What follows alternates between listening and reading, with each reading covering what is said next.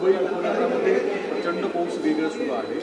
तिथल्या मिठी नदीचा प्रश्न आता सगळ्यात परत एकदा उपस्थित होतोय. मोठ्या प्रमाणामध्ये मिठी नदी ओव्हरफ्लो होते, लोकांना तिथे त्रास होत आहे. उपनगर पालकमंत्री म्हणून तुम्ही तिथल्या काही सूचना केलेल्या आहेत? मी आज सकाळी स्वतः मुंबई महापालिका आयुक्त, मुंबई पोलीस आयुक्त, Mumbai MMRDA commissioner, general manager railway central आणि वेस्टर्न, मुंबई महापालिकेच्या डिझास्टर मॅनेजमेंट सेल आणि अन्य सर्व यंत्रणा ज्या आहेत त्यातल्या प्रमुख अधिकाऱ्यांशी सकाळीच बोललो आणि त्या ठिकाणी वारा आणि पाऊस दोन्हीही मोठ्या प्रमाणात आहे. वेधशाळेने तसा आपल्याला सतर्कतेचा इशारा दिला, जो आपण सर्व यंत्रणा व्यवस्था नागरिकांपर्यंत पोहोचवण्याचा प्रयत्न केला आहे.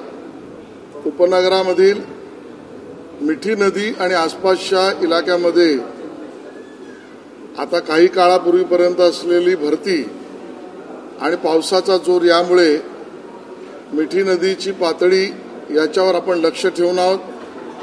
जिल्हाधिकाऱ्यांना सूचना दिलेल्या आहेत की मिठी नदीच्या आसपासच्या विभागामध्ये अशी परिस्थिती होणारच नाही, होई नये, पण तरीही धोक्याची परिस्थिती निर्माण झाल्यावर तिथल्या नागरिकांना त्या ठिकाणी व्यवस्थित सुरक्षित स्थळी आपल्याला त्या ठिकाणी आवश्यकता वाटली तर शिफ्ट करण्याची सोय याचा आढावा मी स्वतः घेतलेला आहे.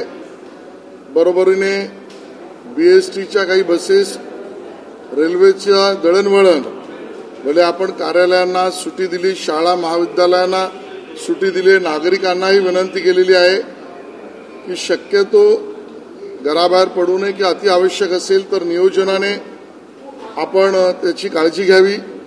त्यामुळे त्याही परिवहनाच्या व्यवस्थांच्या बाबतीमध्ये जो बेसिक रूट चालू राहील या बाबतीतला प्रयत्न केला आहे. पंपिंग स्टेशन्स आणि सकल भागामध्ये पंप याचाही रिव्ह्यू आज सकाळीच पुन्हा मी घेतलेला आहे आणि त्यामुळे उपनगरातल्या व्यवस्थेमध्ये सगळ्या गोष्टींचा आढावा घेऊन नागरिकांच्या आणि प्रशासनाच्या सहकार्यातून कुठलीच अप्रिय घटना घडू नये अशा पद्धतीची पूर्ण लेखाजोखा आणि माहितीनी सूचना आणि निर्देश त्या ठिकाणी दिलेले आहेत.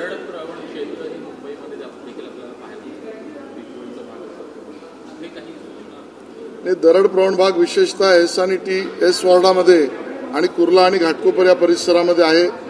त्या ठिकाणच्या काही भीती नागरिकांच्या त्या सुद्धा आपल्याकडे समोर आल्या आहेत. काही आमदार, काही माजी नगरसेवक यांनी सुद्धा माहिती प्रशासकीय यंत्रणांना दिली आहे. त्या ठिकाणी ज्या ठिकाणी आवश्यक आहे त्या ठिकाणी दुसरी काही रेस्क्यू किंवा अन्य व्यवस्था काय करता येईल आणि सुरक्षित स्थळी शिफ्ट करण्याची आवश्यकता वाटलीच तर त्याची सोय सुद्धा करण्याचा आढावा घेतलेला आहे. मिठी नदीच्या गाव काढण्याच्या प्रश्नावर प्रचंड वेगवेगळे आरोप केले गेले होते. आता ही कालची परिस्थिती आणि आजची परिस्थिती पाहिली तर परत एकदा हा मुद्दा उपस्थित होताना दिसणार आहे.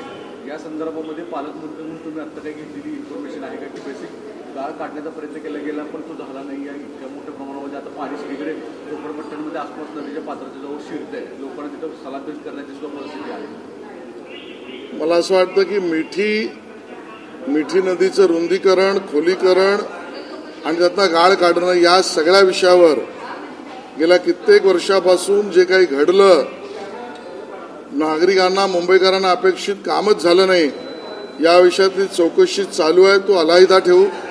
आज या परिस्थितीमध्ये मुंबईकरांना अडचण आणि अप्रिय आणि त्रास होणार नाही या गोष्टींकडे आमचं जास्त लक्ष आहे.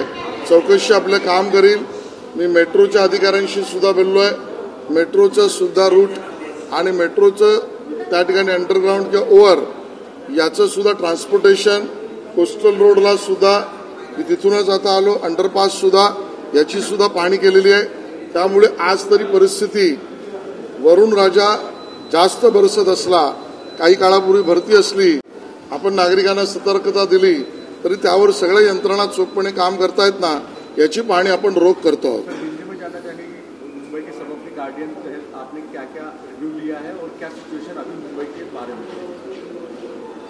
मुंबई उपनगर क्षेत्र के लिए और मुंबई शहर के लिए भी अव्यवस्थाओं का सामना हमारे नागरिकों को न करना पड़े, इस कारण मुंबई के BMC commissioner, police commissioner, traffic joint MC, MMRDA commissioner, MHADA के अधिकारी, वहां पर डिजास्टर मैनेजमेंट सेल के सब अधिकारी, हमारे कलेक्टर्स, सबअर्बन कलेक्टर, इनसे मैंने बात की है और जहां तक लोगों को हमने सूचित किया है, विनती की है कि बारिश और हवा इसका जोर देखकर आईएमडी ने भी जो कहा है, उसके बाद घर से बाहर आवश्यकता न हो तो न पड़े, बहुत आवश्यकता है तो उसकी सूचनाएं भी की है।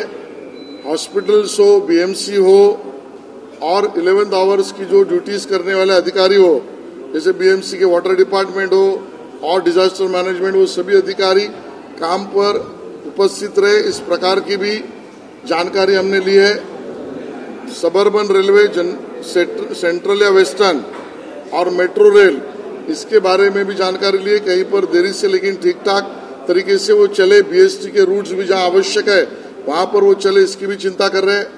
मीठी रिवर, इसमें भर्ती और पड़ने वाला बारिश, इसके बाद भी अप्रिय घटना न हो, उसके ऊपर ध्यान रखकर उसकी जो लेवल है, वाटर लेवल, और उसके अलग अगल बगल के इलाके में रहने वाले लोगों को अभी जरूरत नहीं, लेकिन जरूरत पड़ी तो उनकी भी सेफ्टी की रचनाएं, योजनाएं और शिफ्टिंग, इस विषय के लिए भी पूरी जानकारी और आढ़ावा हमने लिया है और पुख्ता परिस्थिति में सभी अधिकारी काम पर रहे, इसकी पूरी निर्देश हमने दिए हैं। मीठी नदी को लेकर कई सवाल पहले भी खड़े हुए थे, जिसको लेकर जांच भी चल रही है, लेकिन आज फिर एक बार ऐसे ही सवाल हुए कि क्या काम किया गया था और फिर भी ऐसी वहां पर मीठी रिवर, उसका वाइडनिंग और डिपनिंग और उसके अंदर जो मलबा है उसको निकालना, उस काम को सालों से जो करना था वो अपेक्षित काम नहीं हुआ। मुंबई करके मन में था, उस प्रकार की स्वच्छता नहीं हुई, उसकी इंक्वायरी भी चल रही है।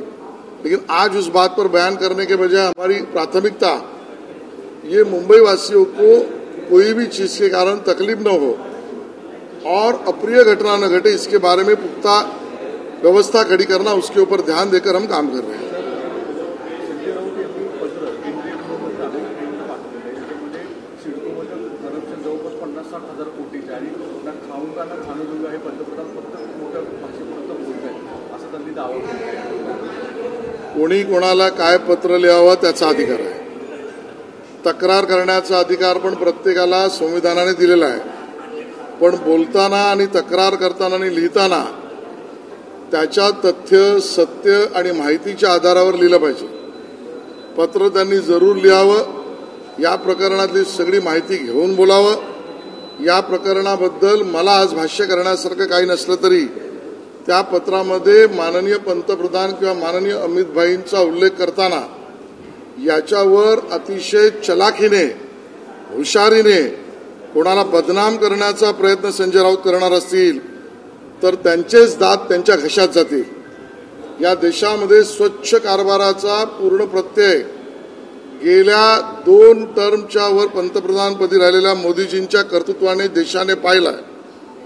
त्याच्यात लीना चालाकीने स्वतःची बुद्धी निर्बुद्धपणे वापरून संजय राऊत यांनी अमित भाईंचा उल्लेख किंवा त्यांच्याबद्दल काही म्हणण्याचा प्रयत्न करणं हे टाळावं।